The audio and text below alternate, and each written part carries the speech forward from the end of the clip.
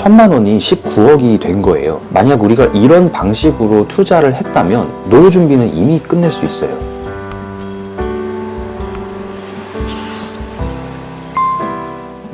안녕하세요, 투자학개론입니다. 제 채널에 처음 오신 분들은 제가 누군지 궁금해 하실 수 있는데요. 저는 5년 만에 자산을 20배 늘린 투자자입니다. 제가 투자학개론 채널을 만든 이유는 여러분께 자본주의 게임을 이기는 방법에 대해서 공유하려고 해요. 그래서 제 채널은 투자에 관한 모든 것을 이야기하려고 합니다.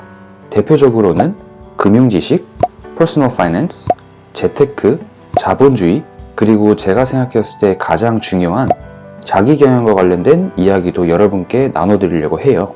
오늘 영상 끝까지 시청하시면 단돈 1000만 원으로 노후 준비를 끝낼 수 있는 방법을 배우실 수 있을 거예요. 정말 실천만 하시면 됩니다. 저도 지금 이 방법으로 투자 겸 노후 준비를 하고 있거든요. 제가 스크립트부터 녹화, 편집까지 이런 영상 하나를 만드는데 10시간이 넘게 걸리거든요. 그래서 구독 아니어도 좋아요 하나만 눌러주시면 저에게 정말 큰 힘이 됩니다. 좋아요라도 꼭 부탁드릴게요. 감사합니다. 이 영상을 보시는 분이라면 노후 준비의 중요성에 대해서 이미 아시는 분일 거라 예상이 돼요. 아시겠지만 안타깝게도 우리나라는 스스로 노후 준비를 해야 하는데요. 여러 조사기관에서 조사한 내용을 보면 대부분의 사람들이 노후 대비를 위해 준비를 시작하지도 못했다고 합니다. 20대는 80%가 넘고 30대, 40대는 50%가 넘는 수치네요. 그리고 노후 준비를 하지 못하는 이유도 대부분은 경제적인 여유가 없어서입니다.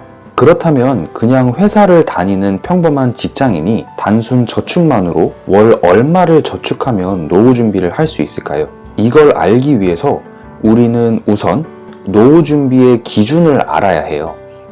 노후 준비의 기준은 사람마다 소비 패턴도 다르고 생활 패턴도 다르기 때문에 모두 다 다른데요. 제가 대한민국 평균을 기준으로 한번 계산을 해봤어요.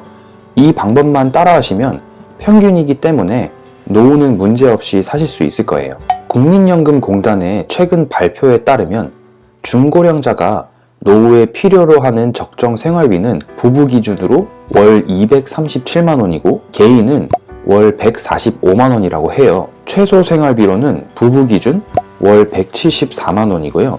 개인 기준은 104만 원이에요. 여기서 말하는 적정 생활비는 표준적인 생활을 하는데 흡족한 비용을 말하고 최소 생활비는 그냥 건강한 노년을 가정할 때에 최저의 생활을 유지하는 데 필요한 비용이에요. 그래서 우리는 최소 생활비 적어도 월 174만 원이 있어야 노후 준비가 완료됐다고 할 수 있어요. 그리고 그보다 더 괜찮게 여유롭게 살고 싶다면 월 237만 원까지 있어야 되는 거죠. 이제 월 얼마가 있어야 넉넉하게 살 수 있는지 알았으니까 얼마나 오랫동안 이만큼의 돈이 필요한지도 한번 알아볼게요. 아시겠지만 우리나라의 법적 정년퇴직 나이는 만 60세인데요. 실질적인 데이터를 보면 평균적으로 55세 이전에 퇴직을 하신 분들이 많더라고요.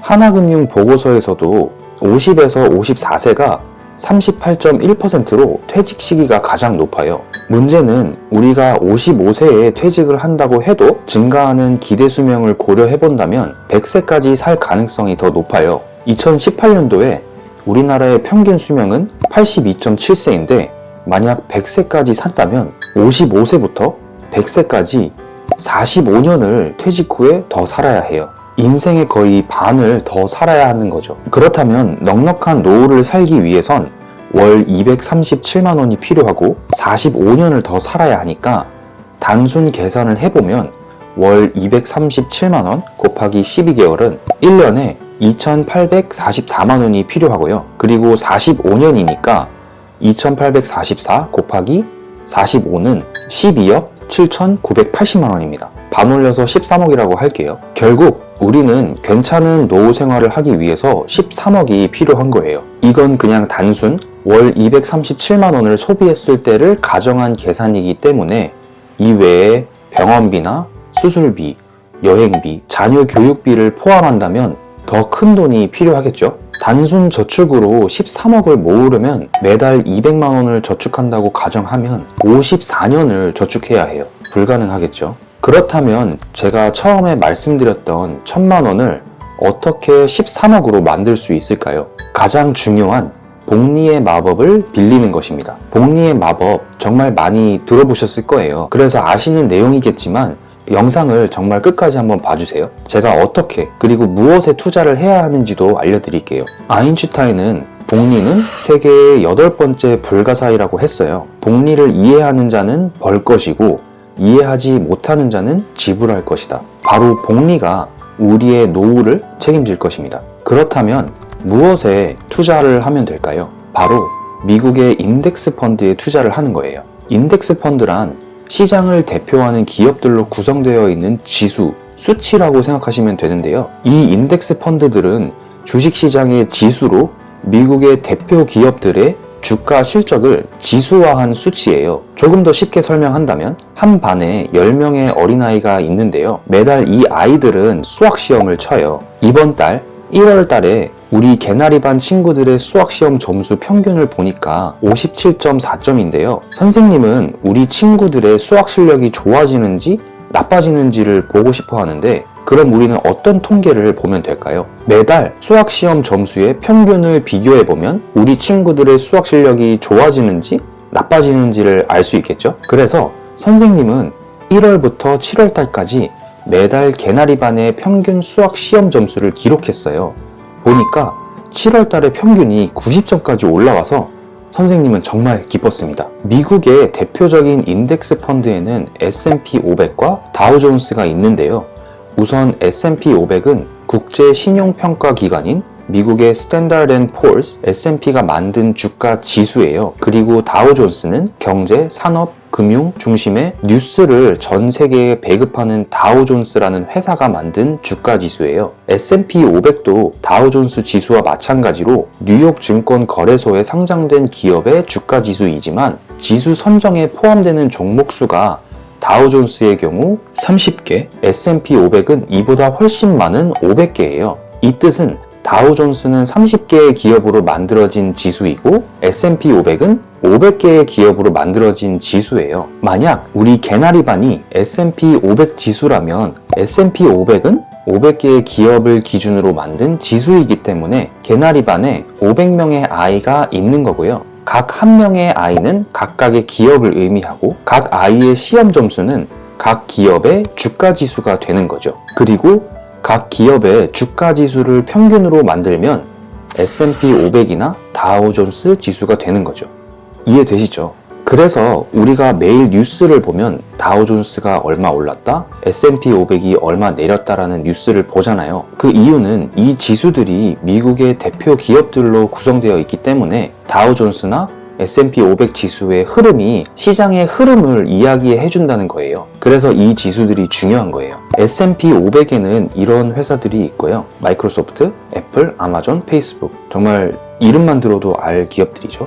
그리고 다우존스에는 이런 회사들이 있어요. 3M, 애플, 보잉, 시스코, 코카콜라. 다우존스에 있는 기업들과 S&P 500의 기업들이 조금 달라요.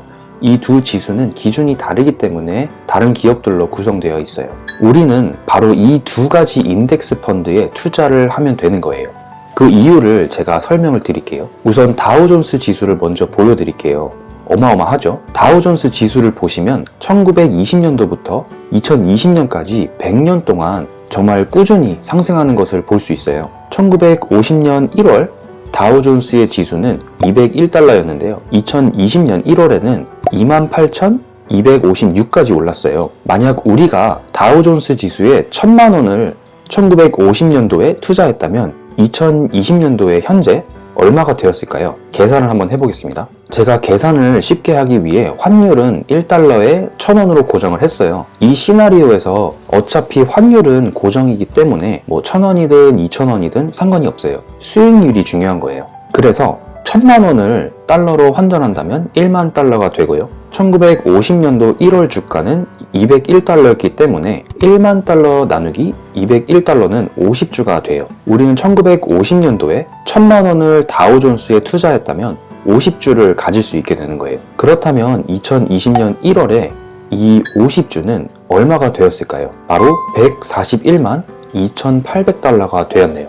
이를 하나로 바꾸면 14억 1280만 원이 돼요. 결국 1000만 원이 14억이 된 거예요. 동일한 방법으로 S&P 500도 한번 볼게요. 1950년 1월 S&P 500 지수는 17달러였어요. 그리고 2020년 1월에는 3,225달러까지 올랐어요. 만약 1950년에 우리가 S&P 지수에도 1000만 원을 투자했다면 2020년 현재 얼마가 됐을까요? 1000만 원을 달러로 환전하면 1만 달러가 되고요. 1950년 1월 S&P 500은 한 주에 17달러였기 때문에 1만 달러로 588주를 살 수 있어요. 그렇다면 2020년 1월에 보유하고 있던 588주는 얼마가 되었을까요? 바로 189만 7,058달러가 되었네요. 이는 하나로 18억 9,705만 원이에요. 어마어마하죠? 1000만 원이 19억이 된 거예요. 물론 1950년도의 1000만 원은 지금의 1000만 원과 큰 차이가 있고 환율도 제가 무시했지만 만약 우리가 이런 방식으로 투자를 했다면 노후 준비는 이미 끝낼 수 있어요. 이건 또 다른 영상으로 만들 수 있는 이야기겠지만 만약 18억을 10%의 수익이 나는 부동산에 투자를 해서 월세를 받는다면 한 달에 1,500만 원씩 벌 수 있는 거예요. 이렇게 되면 노후 준비는 정말 끝이겠죠? 1950년도부터 2020년까지는 70년이라는 시간인데요. 우리가 70년 동안 노후 준비를 할 수는 없잖아요, 사실상. S&P 500의 연평균 수익률이 10에서 11%인데 이 점을 고려해서 만약 우리가 1000만 원을 10년만 투자했다면 얼마일까요? 10년을 투자하면 2,593만 원이고 20년을 투자하면 6,727만 원이고 30년을 투자하면 1억 7,449만 원이고 40년을 투자하면 4억 5,259만 원이고 50년은 11억, 60년은 30억이 넘네요. 시간이 지나면 지날수록 수익은 기하급수적으로 증가를 해요. 그래서 투자는 무조건 일찍 시작하면 할수록 유리한 거예요. 그런데 사실 이 인덱스 펀드들은 시장의 동향이나 흐름을 파악하기 위해 만들어진 지수이기 때문에 실제 존재하는 주식이 아니에요. 그래서 주식 계좌를 열어서 찾아보면 못 찾으실 거예요. 이런 수요를 충족하기 위해서 다우존스와 S&P 500 지수와 동일한 포트폴리오로 거대한 자산운용사들이 ETF, 상장 지수 펀드를 만들어서 주식과 똑같이 판매를 하거든요. ETF는 쉽게 말하면 S&P 500이나 다우존스와 같은 지수를 주식으로 만들어서 사고 팔 수 있는 펀드예요. 그래서 주식과 같은 특성을 갖고 있고 펀드와 주식의 장점을 모두 다 갖고 있어서 각 기업의 개별 주식이 아닌 분산 투자를 하고 싶다면 ETF 투자를 하시면 되는 거예요. ETF에 대한 내용은 제가 따로 영상을 만들어 보겠습니다. 이 차트는 자산 규모에 따른 ETF 순위인데요. S&P 500을 추정하는 ETF에는 대표적으로 SPY와 IBB, BOO가 있어요. 어떤 자산운용사가 운용하는 ETF인지에 따라 이름이 다를 뿐이에요. 우리는 SPY, IBB 또는 BOO 이런 ETF 하나를 선정해서 투자하시면 되는 거예요. 진짜 정말 간단하죠? 사실 저는 이런 ETF보다 개별 주식을 노후 준비를 위해서 투자하고 있어요. 제 포트폴리오를 보여드리면 애플과 구글이 메인인데요. 그 외에도 삼성이나 카카오 주식도 있어요. 저는 매주 월요일 동일한 금액을 적금 들듯이 투자를 하고 있어요. 제가 이렇게 투자하는 이유도 있는데 다른 영상에서 한번 설명을 드릴게요. 이런 인덱스 펀드 ETF는 개별 주식보다 정말 훨씬 더 안전해요. 그 이유는 단일 주식이 아닌 여러 주식이 포함되어 있는 펀드이기 때문에 분산 투자의 효과를 가지고 있고 그리고 일반적인 시장 지수 수익률과 유사한 흐름을 보이기 때문에 변동성이 낮아요. 그 대신에 수익률은 개별 주식보다 낮겠죠. 모든 투자는 리스크가 높으면 높을수록 수익률도 높고 리스크가 낮으면 낮을수록 수익률도 낮아요. 결론입니다. 사실 단돈 1000만 원으로 노후 준비를 끝내는 법은 어렵지 않아요. 바로 연평균 수익률 10%를 보이는 인덱스 펀드에 투자를 하는 거예요. 오래 투자를 하면 할수록 복리의 마법으로 1000만 원을 19억으로 만들 수 있는 거예요. 만약 1000만 원이 없으시다면 제가 지난 영상에서 가르쳐 드렸던 3년 안에 5천만 원 모으는 법 영상을 보시면 바로 하실 수 있을 거예요.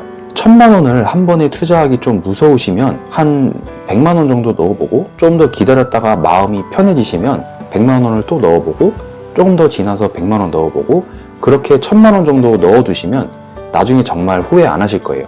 단 우리는 노후를 위해 투자를 하는 것이기 때문에 절대로 중간에 수익률이 떨어지거나 수익률이 너무 높아서 빼시면 안 돼요. 물론 모든 투자에는 리스크가 존재하기 때문에 여유 자금으로 노후 준비를 하는 것을 추천드려요. 잘 고민해 보세요. 지금 100만 원으로 옷을 사고 술 먹고 의미 없는 곳에 기억도 못할 곳에 돈을 써서 노후에 고생할 건지 아니면 1000만 원만 아껴서 노후 준비를 할 건지 그건 여러분의 선택이에요. 오늘 투자학개론은 여기서 마무리하겠습니다. 다음 시간엔 또 재미있는 투자 이야기로 여러분을 찾아뵐게요. 제가 영상을 하나 만드는데 10시간이 넘게 걸리거든요. 구독은 아니어도 좋아요만 눌러주시면 정말 감사하겠습니다. 감사합니다.